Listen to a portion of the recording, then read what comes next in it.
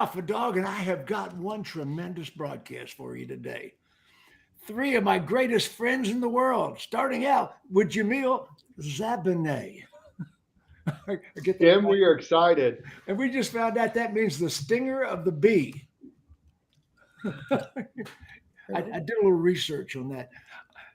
J&L Marketing today, Scott Joseph. Hey, big guy. How you doing, Jim? Thank you. Just back from the Kentucky Derby.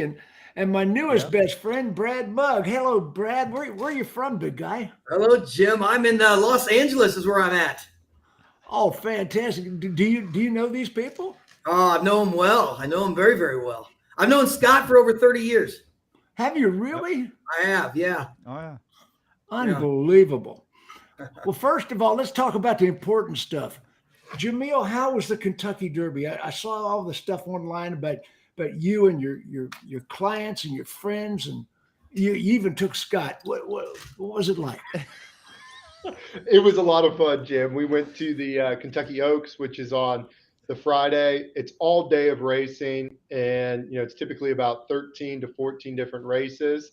And then the Kentucky Derby was fantastic. The weather held up. We had a great time. Brad was there. Scott was there. And we went out afterwards and had a fun weekend. Did you win, Brad? That's the important thing. Actually, I did. I was up a little bit. I'll take it. It was so much fun. It's one of the best trips I've ever been on. We had so much fun. And you were with the guys from J&L. That's amazing. I am a Kentucky Colonel. I told Scott that, and I've never been to the Derby. Oh, right on. Yeah. Yeah, First time for me, and it was. You got to get it on your bucket list. It's a must, absolute must. The governor of Kentucky awarded me the award Kentucky Colonel, which is kind of special. I guess you're probably one too, aren't you, Scott? I am, but that was a long time ago. I don't even know why I got it. No, they must have mistaken you for somebody else. That's what's possible. I don't. Hey, Jim, if you donate enough money, you can get that title. Trust me. I love it. Oh, amazing. J&L Marketing, one of the foremost marketing companies in the automotive universe. And, I know you better from the Melinda products. Oh, yes. Tell me about the company, Jamil. So the company was founded over 30 years ago by Scott Joseph. Scott is the J in J&L, but some people associated it just Jamil. To be clear. I noticed it's not J. I noticed it's not J and Z. I noticed that. Just to be clear, I started it when I was 11. Oh, Dreamer. man. Quit it. Oh man. Go ahead, Jamil. No problem. Yeah. So we specialized initially for the first probably 20 years on direct response marketing. We hosted a lot of events for dealerships nationwide. A lot of months, anywhere between 300 to 500 events. Do you still do that?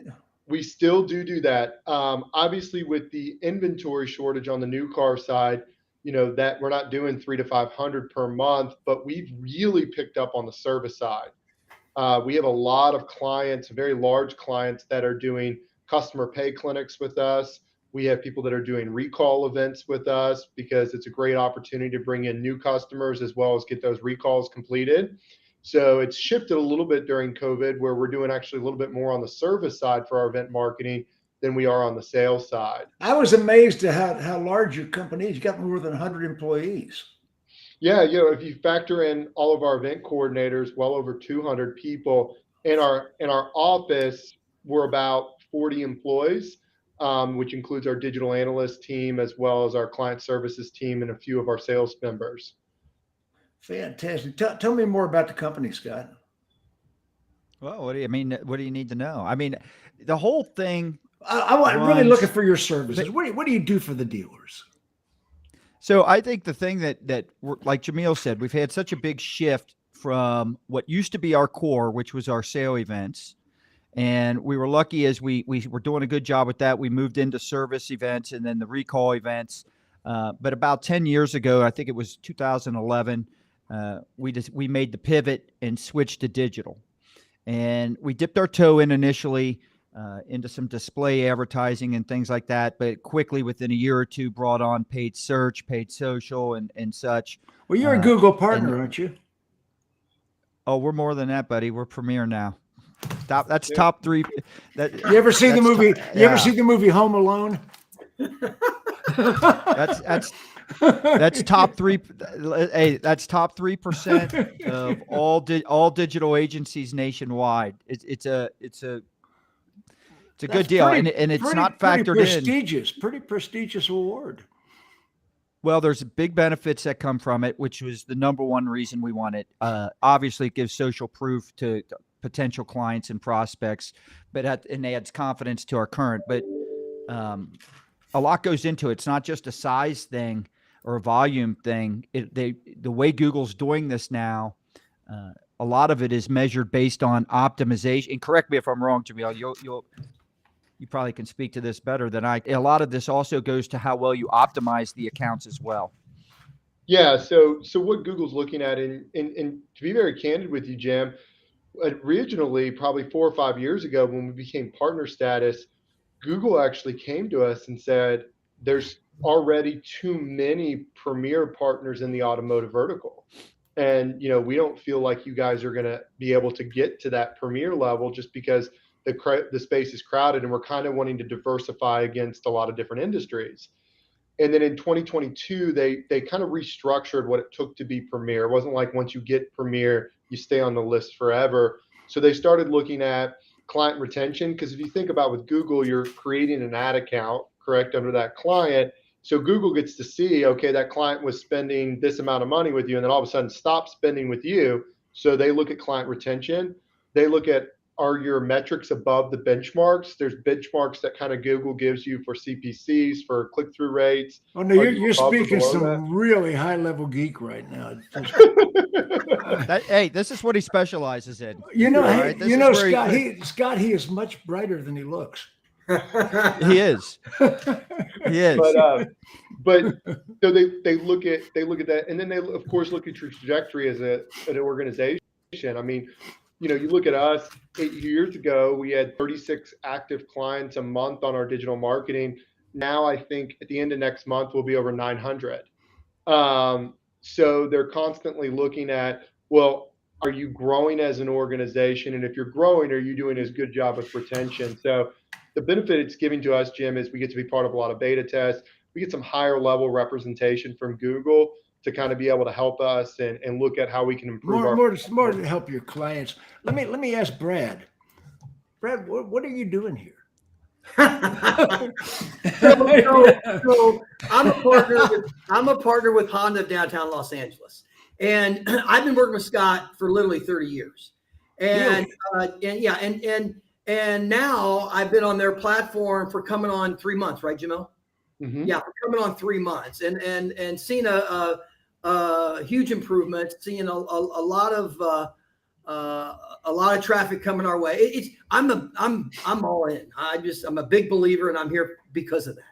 And because you're a dealer partner, you're out there in the field. Right. What services are you using with J&L Marketing that is yielding the best results? Everything digital. Jamil, you can really touch more on all the deep dive, because Jamil's the smart one in the group here. No, don't say that. He is. The guy's a brain, man. I love the way he thinks. He's unbelievable. And Scott, you can say the same. The last time we did a broadcast, the feedback I got from the viewers was they love the way we pick on Jamil. And here you're just blowing all that, Brad. I know.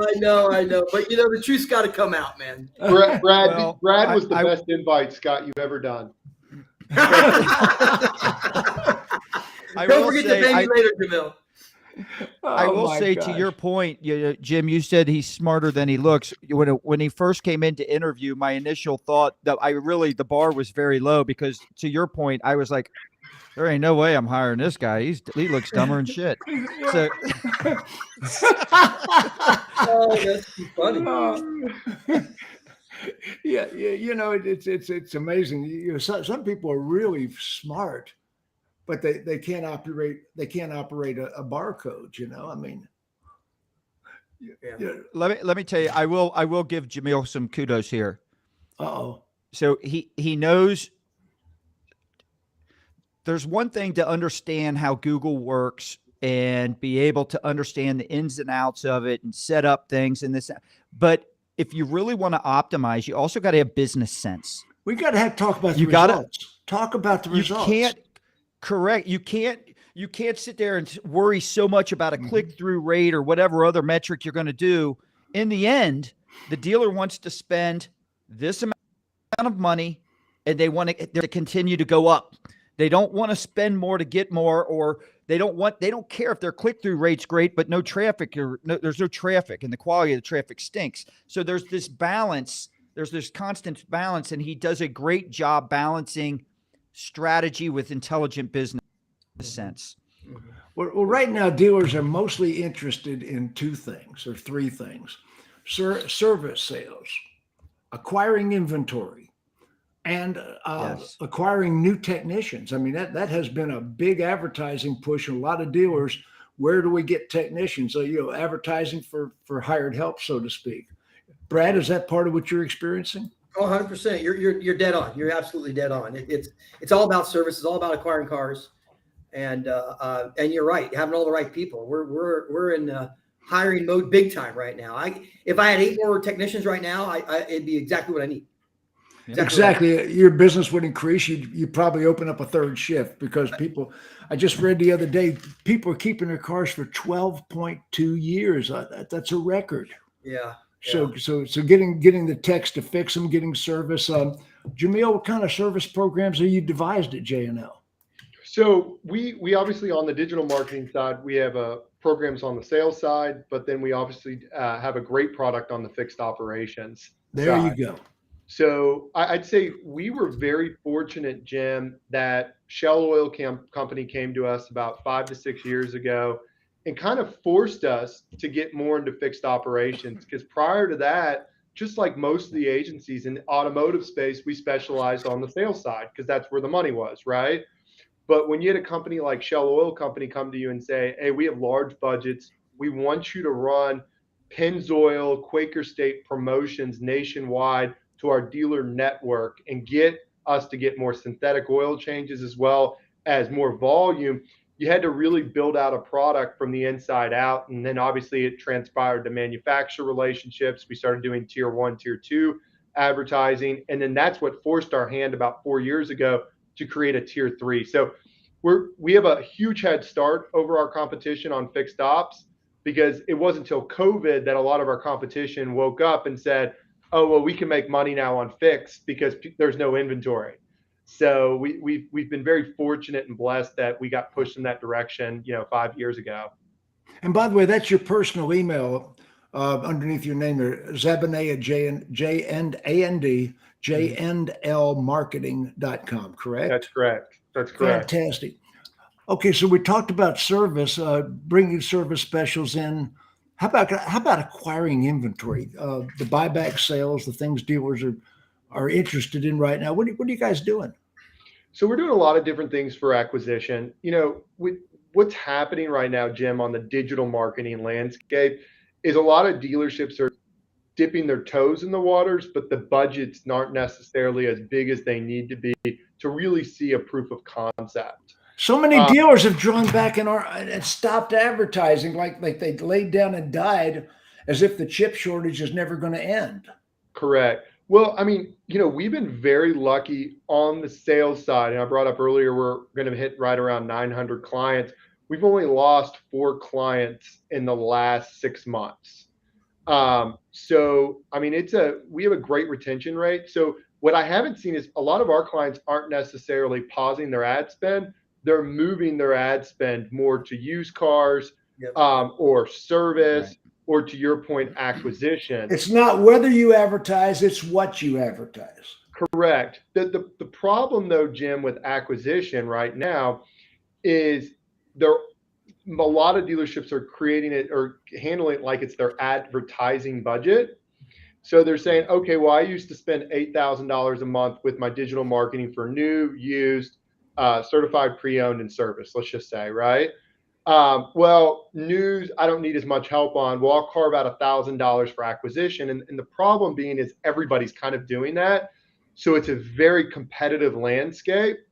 So you really have to kind of say, okay, if I'm going to get into acquisition mode, I need to have a solid, substantial budget to be able to throw at it and see what's going to work. There's a lot of different strategies out there, but they're all fairly relatively expensive because the dealership's rebranding themselves. Dealerships always said, we're the best place to buy a car.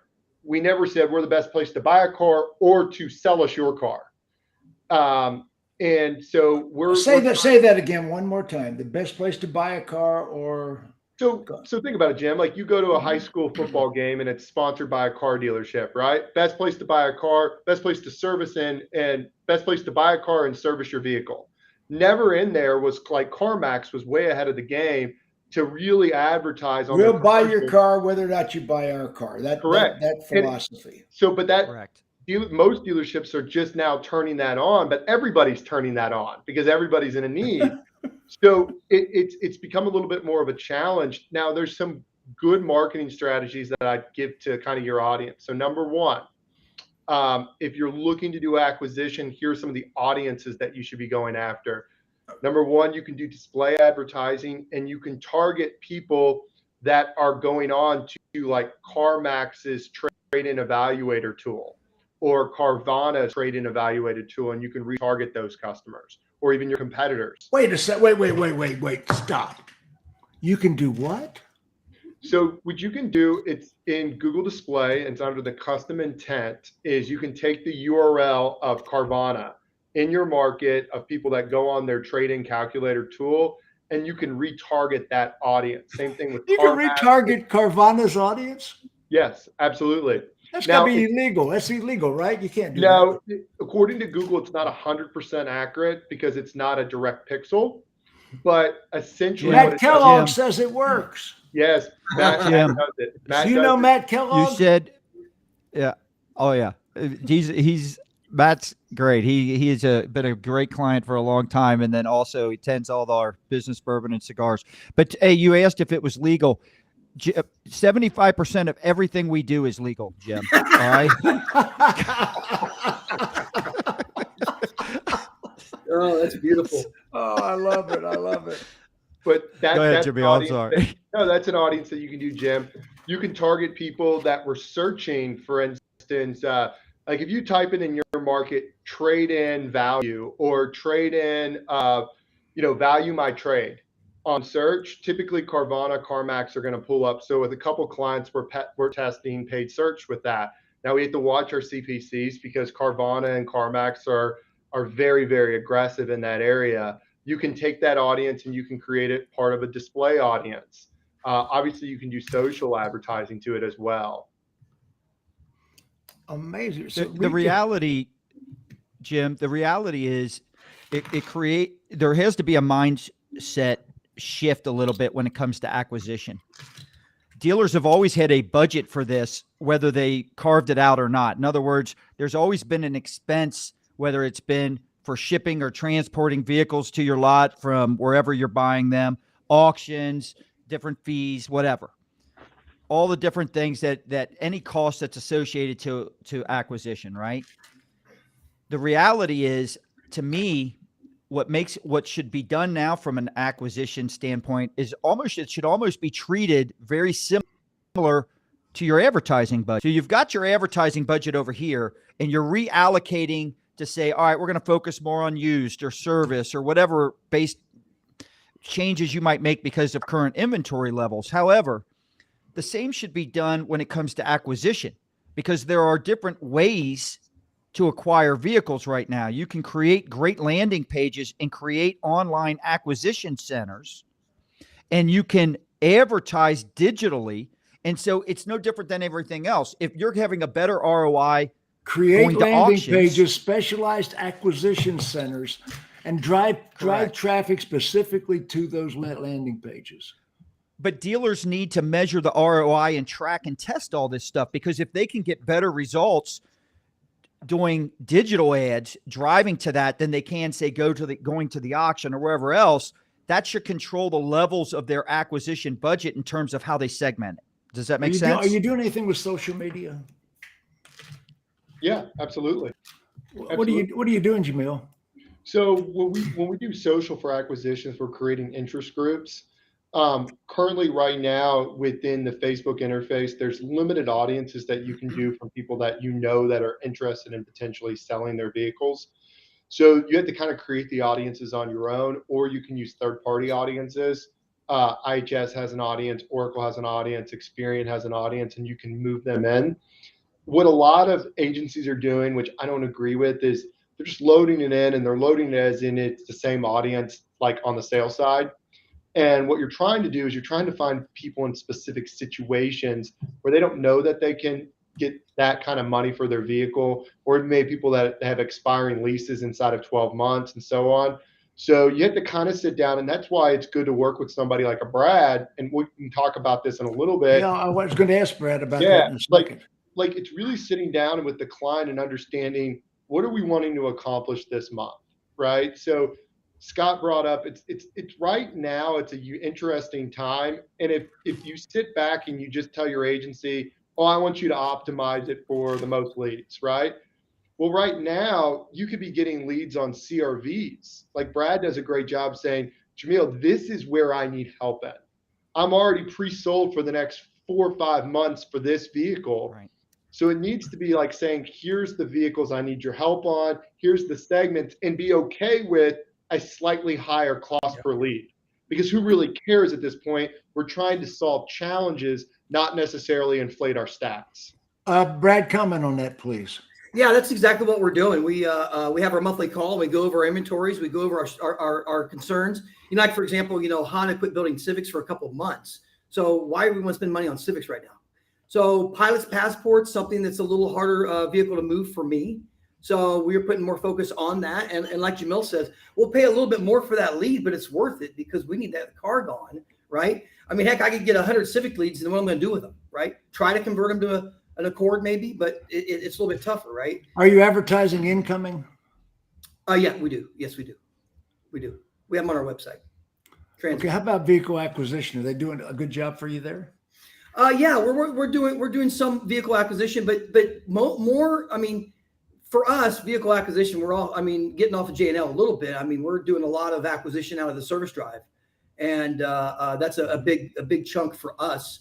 And then the KBD buying center, we have pretty good success with that as well. But all combined, we've been fortunate to get some good inventories. So you like a mastermind program on the service drive, something like that. Yeah. We have 10 salespeople, 2 managers that do nothing but buy cars out of the service drive. Fantastic. It's Jim. It's funny you bring up. You brought up 2 of the toughest current challenges, right? Used vehicle acquisition, and then hiring techs. Both are literally the first 2. Brad, you'll be happy about this. Those are literally the first 2 mastermind topics in September. Oh, good. Yeah. For Business Bourbon and Cigars. Yeah. We're going to talk about that in a minute. It's amazing. I just was one of the big stage speakers at Digital Dealer 2 weeks ago, and one thing I talked about was dealers need to basically start sponsoring programs in the high schools for techs. Yeah. Dealer associations need to basically put some money into the high schools to develop technical programs for techs. And that was what I did. My speech was 20 things a dealer needs to do post-pandemic. And that was one of the, to that point, Jim, it's interesting that one of our clients is probably one of the largest trucking shipping companies in the United States. And they have started, because they also, just like the auto industry, have a shortage for techs. With all the online buying, there's this extreme shortage of truck drivers. They've actually started recruiting efforts similar to what you just mentioned with high school students and high school girls to be truck drivers. I'm amazed that dealers haven't jumped on it. I first picked that up when I was doing business with some California dealers, that the state actually had some state grants that they were actually awarding for that. So does Louisiana. Correct. And you can get state grants, and dealer associations need to participate in that. Okay, you brought up business, bourbon, and cigars. Let's talk about that. The next one's in I can talk September, all I day about understand. this. Yeah, September 13th, First 14, of all, and 15. First of all, what is business, bourbon, and cigars? Is that a drunken orgy where y'all dancing ropes around a bonfire at Stonehenge? What? I'll tell you what it was. Oh, that's too funny. good friend Sandy Cerami, who does this event with us.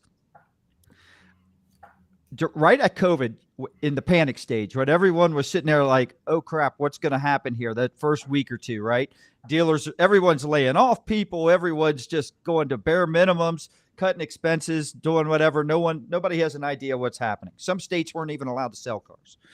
So Sandy and I, and on the J&L side, our digital stuff held strong, but on the event side, everyone's like, we got people saying my event hasn't run yet. Can I get my money back and all this other stuff? So that stuff came to a halt as well, especially. I did my last internet battle plan in October of 19.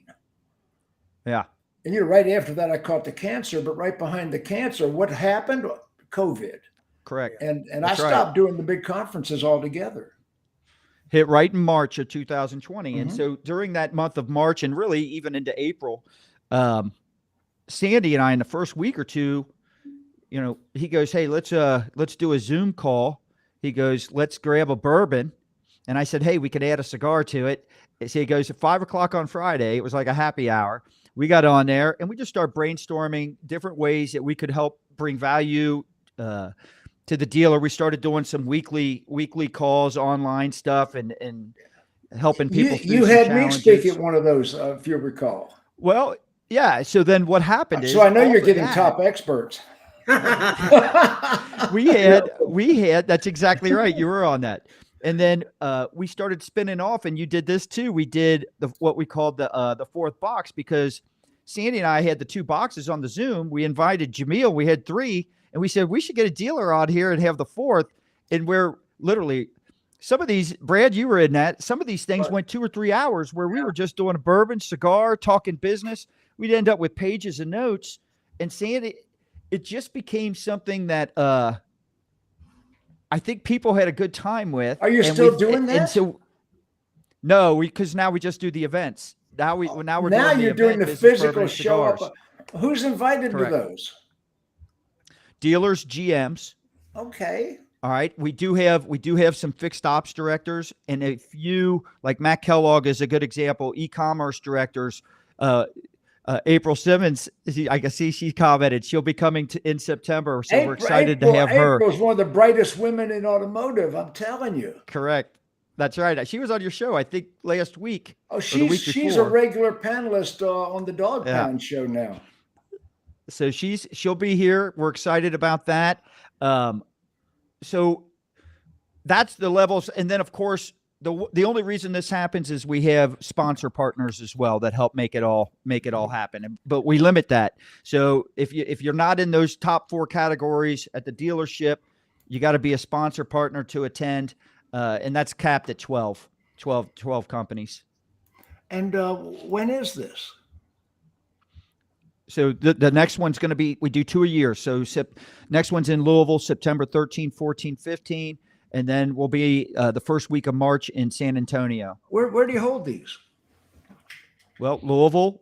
Well, what's great is, so we come in, we do this welcome reception, right? So you're really not doing these you're not doing these at Stonehenge.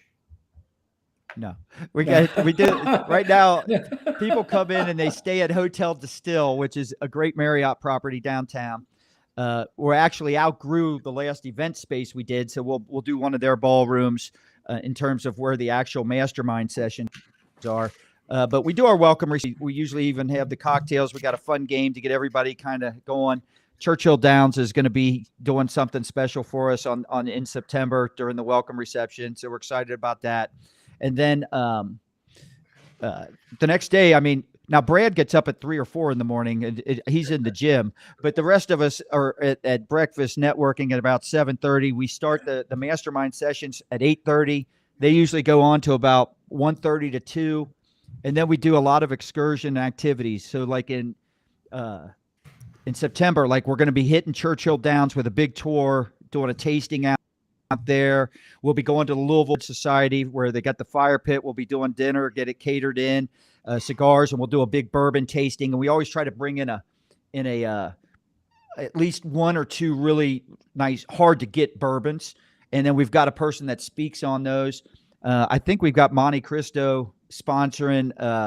Brad, you were there where we met the Monte Cristo rep. So I think we got them sponsored for the cigars. And then I think on Thursday, it's not set in stone. You do get around to doing some business, don't you? Oh, listen, Brad will tell you. Brad will tell you. He goes, I go to a lot of things. He goes, and a lot of times I'll look at my watch like, when am I getting out of here?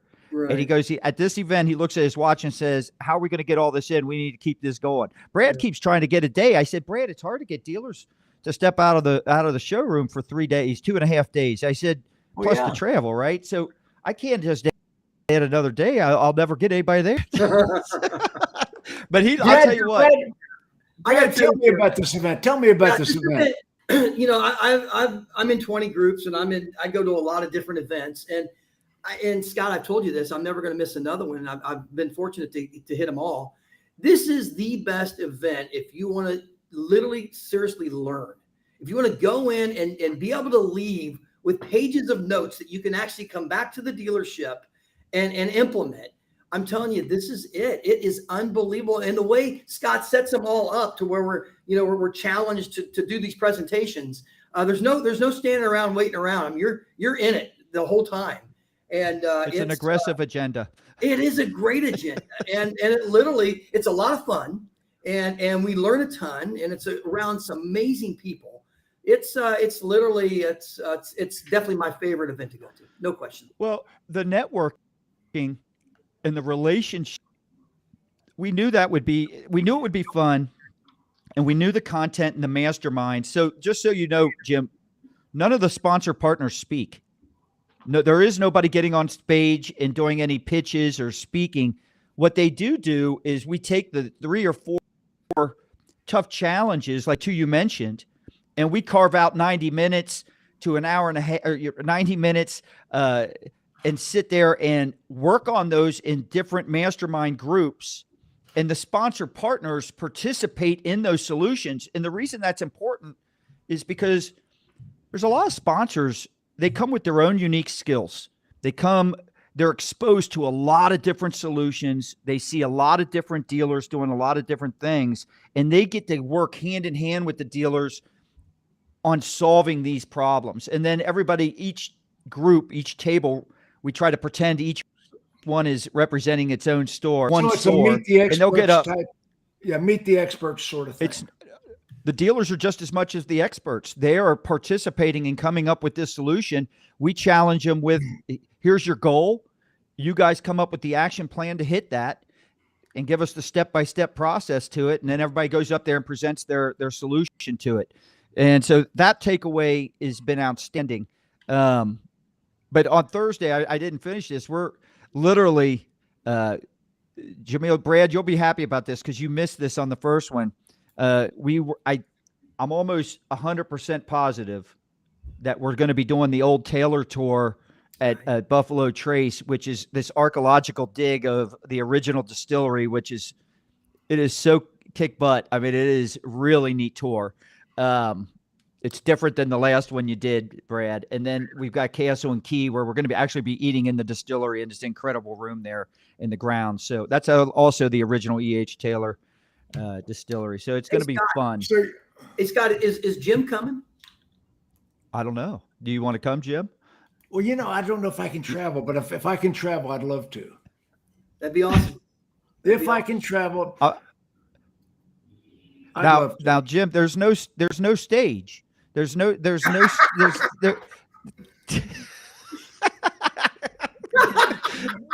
Wait. You didn't have to say a word there, did he? Are you forgetting who the Alpha Dawg is? We'll build a stage. I'll rent the stage. Oh, But I it's, love it. you know what? The relationships in the net, it really we followed, I think David Spizak said it well, and it's where we copied it. We really followed the Napoleon Hill Think and Grow Rich strategy of masterminding. And we try to bring together some of the brightest minds, the innovative people in the industry. What's great is the group has really formed, they've gotten great at the process. And so as new people come in, it's almost like it makes it easier for the new people to kind of just, Tony Swain was a great example, Yeah. Brad. You referred him in. Yeah. I looked in the first 5 minutes of You his know Tony mastermind, Swain? and Yeah. Yeah. Yeah. Sure did. I trained him. Did you? Oh, Yeah. he'd be standing on an exit ramp with a cardboard sign. They did not met me. That's good. that's great. I'll remember that. I'll remember Yeah. that. I'll be sure to share that one. That's I good. taught him everything he knows. Oh, that's fantastic. Oh, absolutely. Back when he was in Florida. Yeah. Yeah. He's back in Florida now. Yeah. He was in Honda dealership in Tampa, St. Pete. Yeah. He was. Right. Right. Yeah. You see- I hey, you trained him, taught him everything he knows. That's awesome. I see April's got a solution. You can just push two tables together for your stage. See, this is why we need her in the masterminds. We need people providing solutions. It's I'll brilliant. get on the table that we can do that. Put him on the April's- agenda. Put him on the agenda, Scott. Oh, listen, Jim's always welcome. Oh, I love it, love it, love it. This is absolutely phenomenal. I have not heard any derogatories about the event. Everything I hear is glowing praises. Everything. You know, even though Jamil's there, I still hear all this. Well, we always try to sit Jamil in the corner. So that way, you know, He's not But- at that desk. Scott doesn't participate in the tables. He just gives directions. Well, if you sit, I if walk you, around. if you sit Jamil in the corner, he's used to that. His family's been doing that his entire life. listen, Poor guy. the greatest benefit that's come out of this, because some of these people I have not known or met in person until these events started happening. But I consider, I've never met Adam Aarons until these events. And I can call Adam anytime and he'll help me and vice versa. And that's been the greatest thing, is the relationships I agree. and the camaraderie that has come out of this. I mean, so you saw some of those Derby pictures. Every single one of those people came right out of Business Bourbon and Cigars. I mean, that whole group, it was like we've been best friends forever. I mean, it was awesome. So Jim, I've always been somebody, and Scott knows this. When Scott brought this idea to me, I thought it was a really good idea, but I'm like, man, that's gonna be a lot of work to put on the event. And he was like, no, I'll handle all the logistics, because Scott handles kind of the event and his podcast. And I said, okay. And I said, to make this work, you got to get the best in class dealer principals and GMs, fixed ops directors. And we were very fortunate to get a Brad Mugg, to get a Michael Porro, to get a Matt Kellogg, to get an Ed Roberts, to get a Tully, to get an Adam Aarons. And the list goes on and on and on, because that's the reason why these are beneficial. Well, you guys at J&L Marketing are doing business with some of the premier dealerships in the country.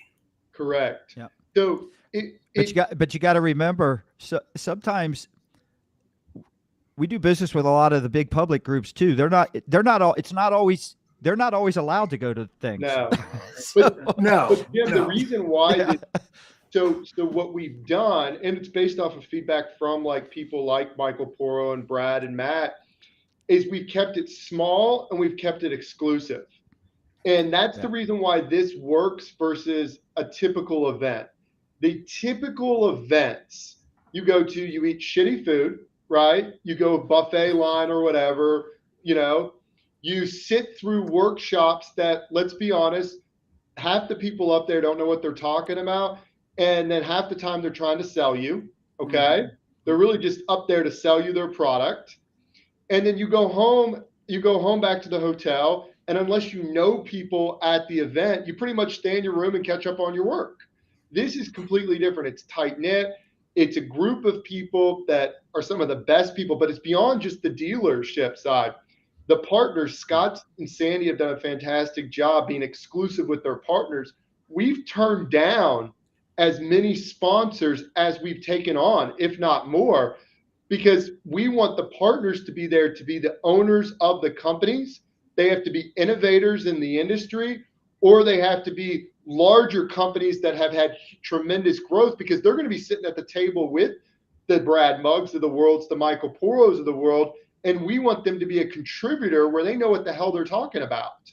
So our sponsors are fantastic too. We had Shell Oil Company, we had Dave Boyles at Traction as a sponsor, we had Petra Oil as a sponsor. So we've had some of the best and the brightest sponsors as well, which is why it makes it good. Like I told Scott after the last two events, I said, you know, I was wrong. You were right. This has been great. J&L doesn't do this to make money, by the way. This is something. If I had a nickel. Oh, you'd have a if nickel. I had a nickel every time I heard it, every time I heard that. 10 cents maybe. All right. Oh my gosh. I produced 30 conferences, hundreds of seminars. And what you're saying is 100% true. I mean, my average seminar had 250 attendees, and only half of them could write a check. Mm-hmm. Mm-hmm. You know, I mean. So it's 50 people, Jim. We've kept it small for a reason. It's decision makers. It's good quality people that are willing to share. Think of it as a 20 group on steroids, because it's other brands, and it's about double the 20 group size.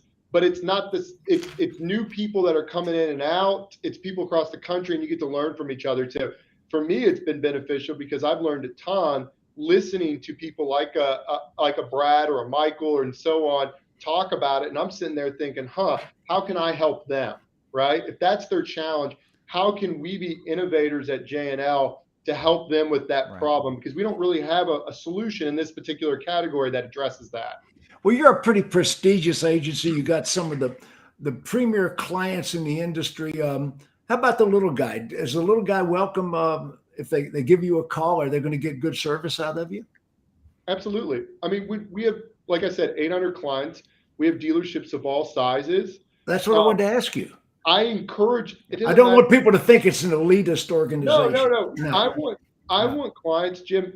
When I work with clients, my only rule with clients is when I personally work with them, and I really want it for any of us, is you push back on us. So the worst client, and maybe other agencies like this, is the client that never provides feedback or tells us anything. Because the reality is we can't do our job without their feedback. Exactly what Brad said. It's sitting down, talking about inventory levels, talking about challenges, because you're paying a digital agency every month a management fee, right? So they can't do their job correctly, or you don't give them the opportunity if you don't sit there and say, dude, this is what we got to work on this month. So a lot of clients I hold on to are like clients like Brad that provide that insight, because it makes us better, it makes them better. Brad, let me ask you a question off subject a second.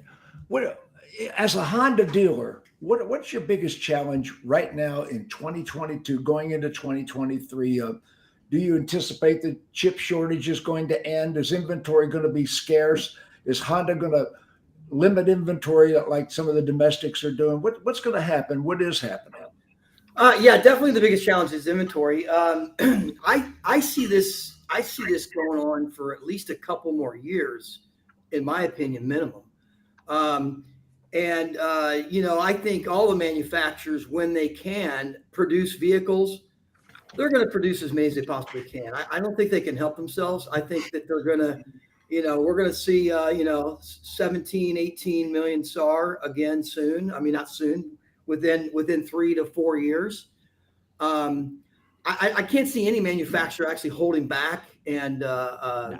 I mean, the only manufacturer I know that's done a very good job of that is probably Porsche, which is a low production vehicle. But I think Ford and General Motors, even Toyota say they're going to limit inventory. Until Stellantis kicks their ass the first time. Yeah, they're going to limit it until they can produce. There is no way. There's no way these OEMs are going to continue once things get back to once the chip shortage goes, there's no way they're limiting inventory. They might get more focused on the models and have a better strategy with that, but they're going to make as many as they can possibly sell. But Brad, you and I were at the Honda meeting. They say we will not see a 30-day supply. The earliest will be the end of 2023. Right. So I'm wondering, how about electrification of vehicles? Where's the electric age going to be in your estimation, Brad? Well, I mean, Honda's a little bit slower at it.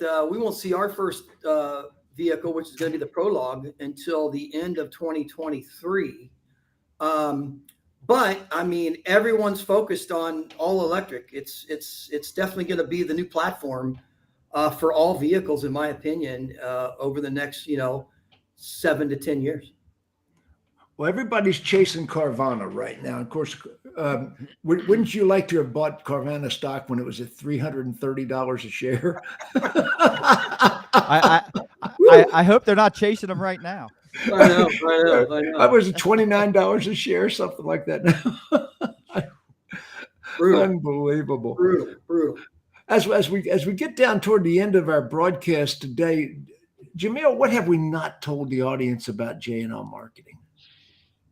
I don't think there's anything in particular we haven't told about the audience. I think we wanted Brad on here because Brad is somebody that we respect a lot, and he does not only does he have the great people and processes at his dealership, but how he works with his agencies. So if you get anything out of this broadcast outside of sign up for BBC, is making sure that you're working hand in hand with your partners. A lot of things has changed in the last year and a half. We take over ad accounts all the time. So sometimes we take over an ad account from a previous agency and we look in there and there hasn't been a change history log in months. So inside of Google Ads, there's what's called a change history log. You can see what the analyst or whoever was in the account was doing. So make sure that you're aligned with your goals and find out where you're spending money. How much money are you spending on service and related keywords or service related display and social? How much are you spending on used?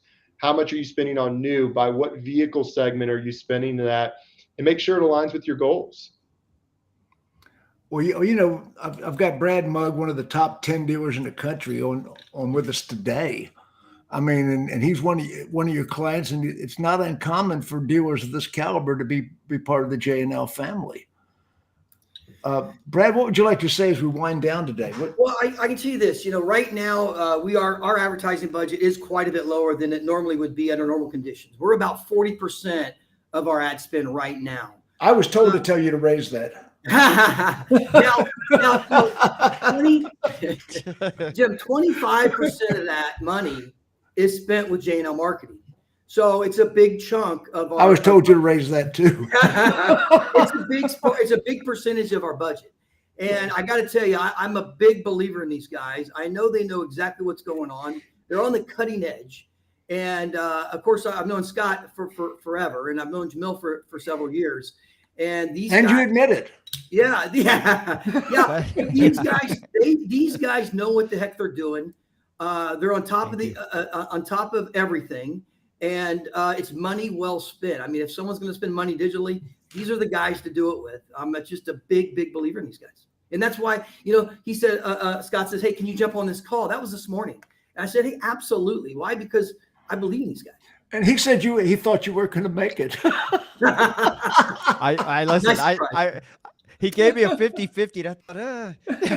Listen, the first event. All right. I offered Brad to come to the first event for free. All right. Because I wanted him there. And literally for 3 straight weeks, I had to call this man. And I said, Brad, I have never worked so hard to give away something free in my life.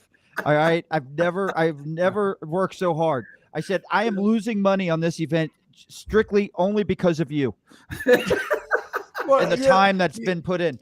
You should have hired me at the time. There isn't a dealer in the country that won't take my phone call. Oh, even for if they sure. don't, even if they don't like me, even if they don't like me. That's why What does you're that alpha. what does that son bitch want? Yeah, that's great. That's Absolutely amazing. Oh golly, what haven't we told people today, Scott? And a little seriousness here. What have we told people? Well, to me, I like to look for things.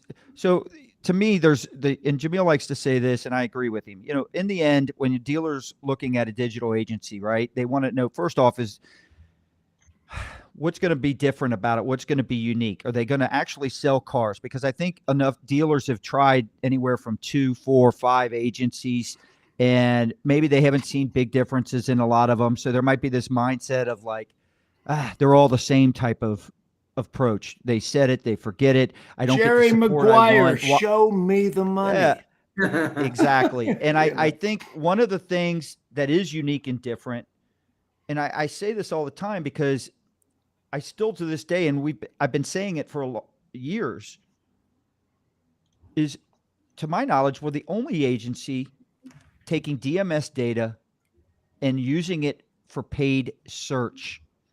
And that is so important, especially when it comes to client retention, because I'll give you an example. If I have Brad, and we do this for you, if I have your client list and they do generic searches, oil change near me, well, the normal dealer doesn't bid on that.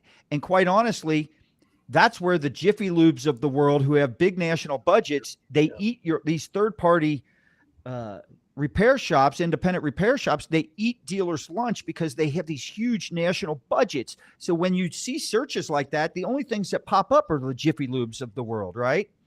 And so when we have that information, your DMS information, and we're using that and creating our campaign size, our account structure is minimum double the size of the normal dealer, because we put this element into it, and it takes a lot of man hours and a lot of time to set this up right. And then whatever you set up, now you're also at a minimum doubling the optimization work too. All right. So you've got this in here. And if I do that generic search, if one of Brad's clients does that generic search, we do have a campaign structure built to make sure he's showing up in those top 3 placements of ads so he can compete with the Jiffy Lubes of the world. And that's something he can outsmart a Jiffy Lube without outspending them. I want to And ask he you can a win that serious client. question, guys. How about the map pack? Now, the map pack has pushed #1 position down in Google. How are you doing getting your dealers into the map pack? Jamil. What do you mean by map pack? Okay, at the top of every Google search is the map pack with the paid ads. Mm-hmm. So we're focusing just on paid media. We don't focus on any SEO, Jim. Well, that's not SEO. That's basically paid. So we're doing vehicle listing ads. That's how we're in.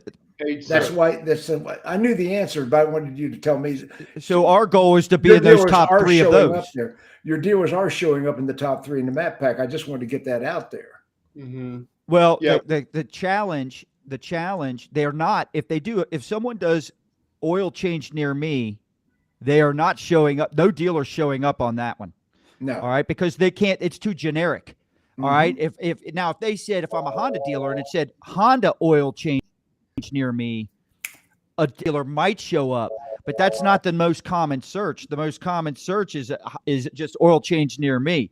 And then what happens is and so when you're loading check engine light, client, when you're loading whatever it is, brake, whatever, anything generic like that, when one of Brad's clients, and think about this for a second, Brad's had a client, let's say it's me. I've been a client for his for 2 or 3, probably his best client. It's been a client for him for 2 or 3 years. I'm under warranty. So I'm using his service department, right? I know him. I've got a relationship with him. And now all of a sudden my warranty's up. And I, as a customer, instead of just calling him or scheduling an appointment, I do a search, oil change near me, or brakes or tires, whatever it might be.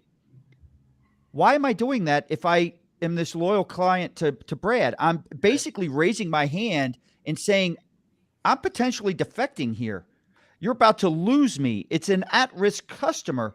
There's no reason for a loyal client to do that search because they already have their guy in Brad. So when they do that, Brad now has an opportunity to outsmart a Jiffy Lube. All right. He doesn't have to outspend them. He can outsmart them. And that's the critical thing. It's from a client because we know the big standpoint. corporations. We know the big corporations are spending a fortune. I mean, Yeah, you cannot be serious about client retention. And this, you can do this. Every scenario I just gave you applies to sales as well. So if I'm just doing Carvana, all the public, sell my car, whatever, Yeah. it doesn't matter.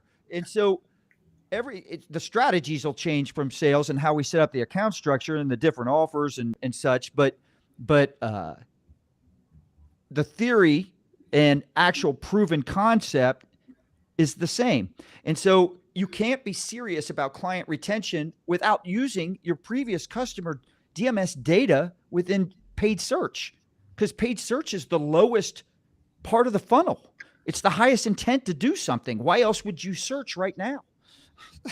So I have heard nothing but great things about J&L for years, and I finally got to meet you guys and some of your clients. You got the premier client list in the industry. Jamil, as we wind down, why would they do business with you? What if you had a stranger that called you up and said, "Look, I'm a brand new dealer. Why am I going to do business with J&L?" Well, I think it goes back to what Scott said. We pride ourselves on being the best, not the biggest.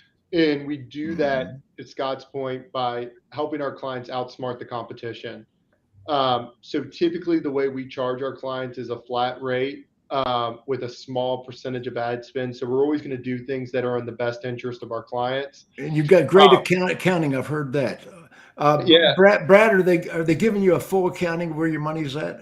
Oh, 100%. Yeah. We go over that in detail. And, Jamil, I wonder how many people that you've got, how many dealers you've gotten or companies you've gotten that were on a platform of just set it and forget it, right? They have a $20,000 budget. They set the budget up and they forget it and they keep spending that money. But the great thing about these guys, J&L, is they're always moving things around to making sure you get the best bang for your buck. And that separates you guys from the competition for sure. Fantastic. I appreciate that, Brad. Yeah, I think we have a different strategy, Jim, than most agencies. We have a super big bench of analysts and not a lot of salespeople. And in most companies, it's the opposite. Most companies have huge benches and salespeople, and then the analysts are handling 100 accounts. So with us, we put all of our money back into our IT infrastructure and our analysts, the people that are working in our accounts day to day, because we know that the retention is what's going to help us grow. Well, that's what I'm hearing. And the problem with most dealerships, and I've done business with more dealerships than most people, and I can tell you right now, is they're loyal to a representative, and they're not loyal to the company. They think they are, but they're actually loyal to the representative that calls on them. And they haven't. When I spoke at Digital Dealer 2 weeks ago, I told people to start interviewing new vendors. The vendors that most dealers have are obsolete. You've been with them too long and they're not producing anymore. Brad, what do you think about that statement? I agree with you 100%. And so many different businesses that we'll use, it's exactly what happens. And you're right. They get stale, they get old. And there's so many moving parts in this search engine marketing. There's so many moving parts all the time. And if you're not chasing it down, you're just spending money for no reason. And these guys don't take you for granted. No, 100%. Right. That's what we wanted to get out there. Yeah. Well, anyway, Scott Joseph, this has been an incredible broadcast.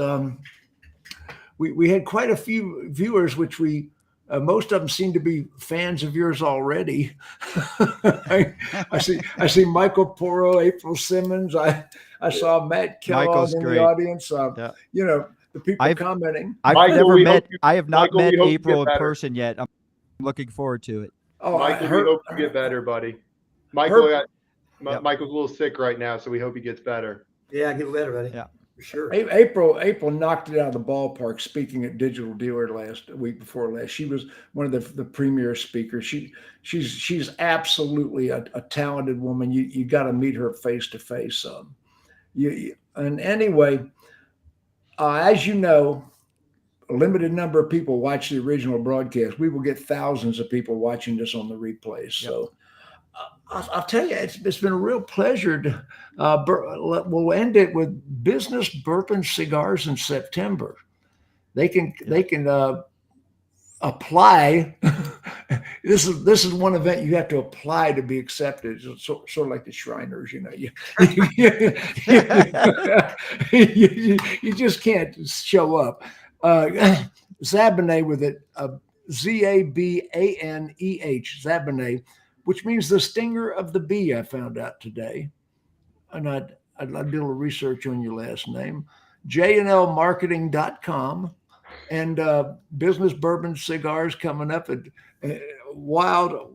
They have secret ceremonies and rings and all sorts of stuff. Anyway, say goodbye to the audience, guys. See you guys. See you later.